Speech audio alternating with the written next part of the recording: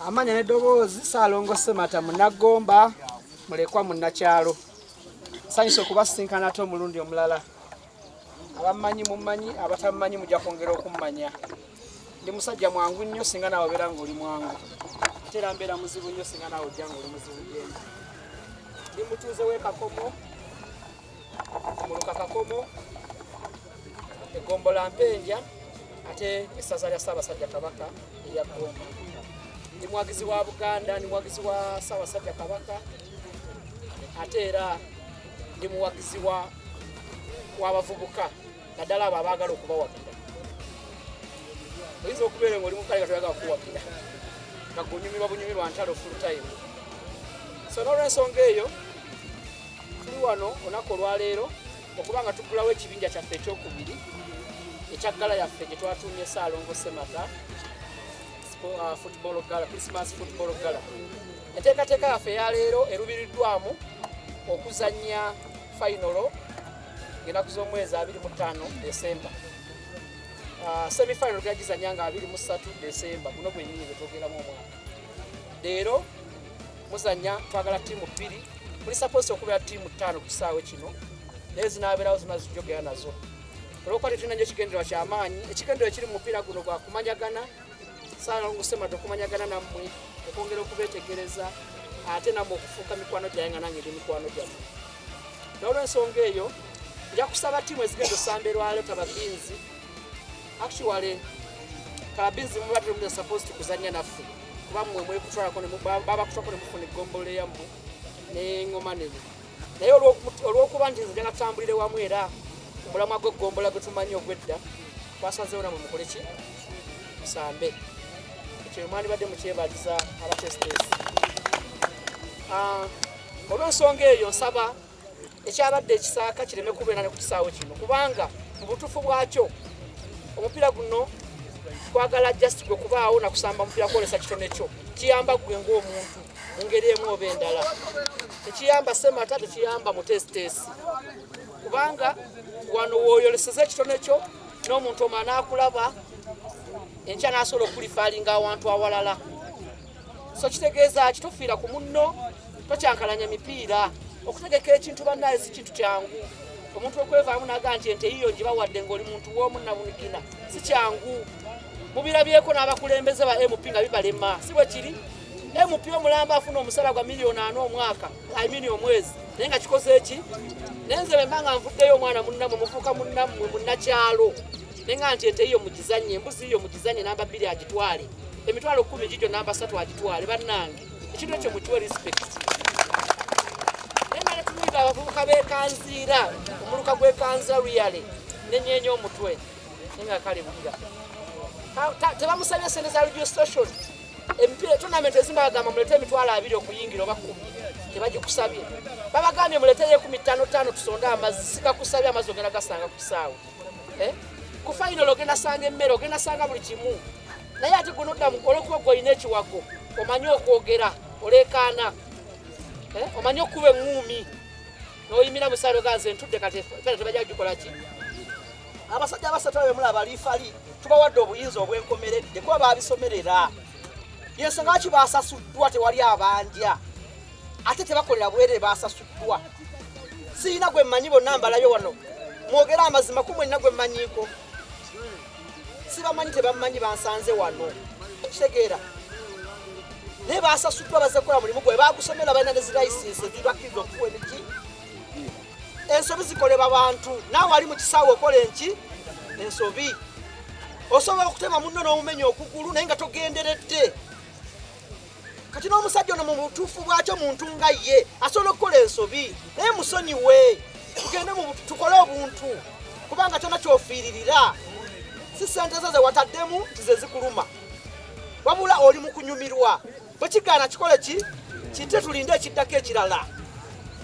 N'abasajja baatudde mu kisaawe ne bagamba mu kisaawe kyaffe ne baleeta enjogero y'ekyalo eyanyizizza. Ekisaawe kya community, kisaawe kyaffe kya buli muntu yenna. Naye ng'okyalina enjogero egamba mbu nno nze kino ekisaawe kyaffe kati tetugera vaamu. Ate nga gwokoze ensobi. Omusajja omutemedde mu box bamuwadde penalty. Wakafa okuteeba penalty ewe esayidi eri.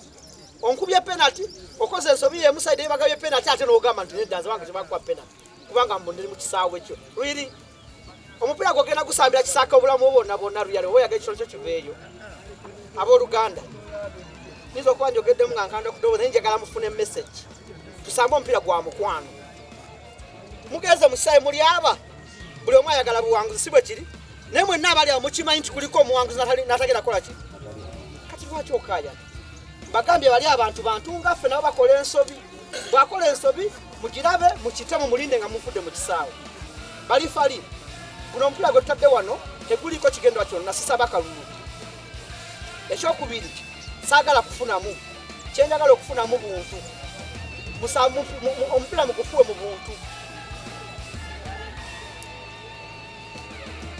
mufuna bulungi ndi musajja musiraamu balayirira okulya embizzi nga ndi musiraamu sina kigendwa mu mupiira guno oba kakoma eyiseewo gye mpagira oba teyiseewo itizoke tiimu egenda okuyitawo enaatwala entenze gye ngenda okuwagira kati mwe mufuwe omupiira guli feya mukaba abampeera omukisa nga mukitegedde mwekyo n'olwebigambo ebyo mukkirize sooke ndowooza mbakwasa omupiira aba tiimu eno then oluvannyuma omupiira gugule mu butongole kapiteeni wataba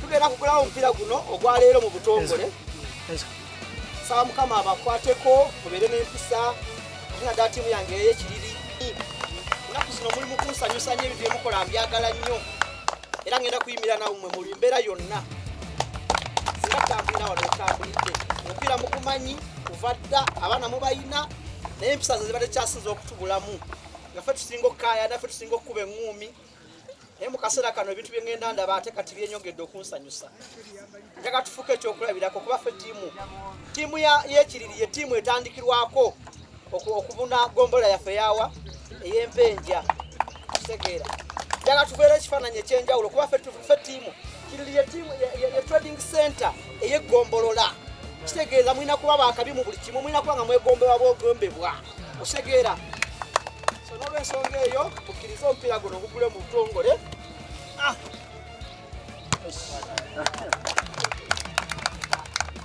mwena abatulaba ku Agida Live tuli basanyufu nnyo olw'akaseera kano ng'ate tukomye mu ddetu eya Ssaalongo Ssemata Christmas Gala ey'omupiira ogenda okuggwera ku ssaawa ekiriri. Tusanyuse nnyo okubeera nammwe wano. Amannya nze Sekandi Frederick Musomesa nga nze ssentebe w'emipiira gino, nze omutegesi omukulu ku mipiira gino. Tutuuse ku lwaleero nga tuli ku ekibinja B nga kirimu emiruka Ttaba Binzi, Kiriri, Ngeri Balya, Golola nga balina okubeera wano. Era olwaleero twagala okulondako abatiimu ebbiri ezigenda okweyunga ku ttiimu already ezayiseemu eggulo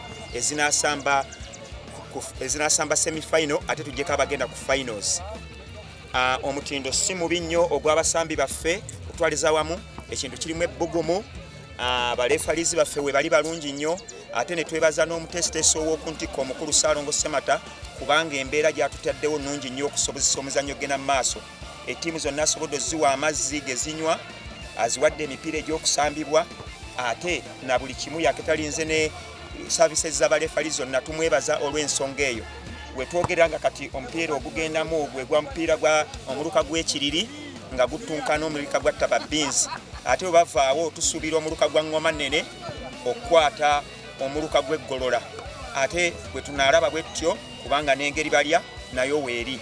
Tusanyuse nnyo okubeera nammwe ku Agida Live. Tusaba bannayugomba mwenna bannayuganda mwenna mu subscribinge mwetabe mu connectinge ku mukutu ogwe bayita Agida Live, mubeera nga mulaba TV yennyini yokka embweti esoose okubeerawo mu kitundu kyaffe eky'eggomba. Tubeebaza nnyo, twebala services emutuwadde mwebale kukavalinga tournament yaffe, ate katusuubire nti mukyayongera ogikavalinga. Tubaagala nnyo. Sekandi Frederick Musomesa.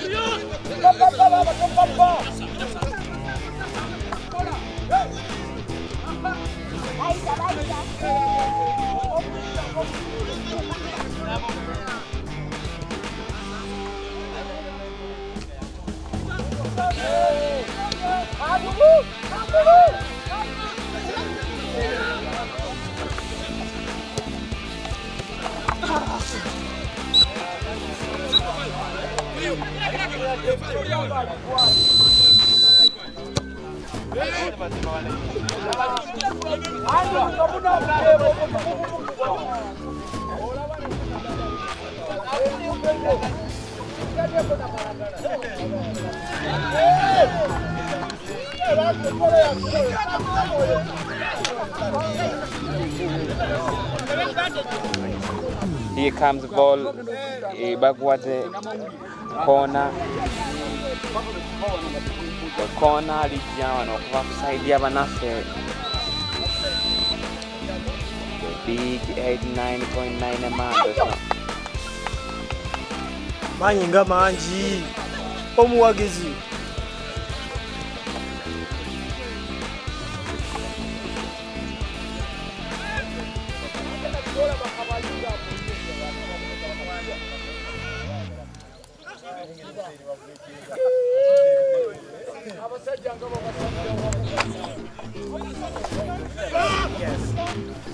twalizawamu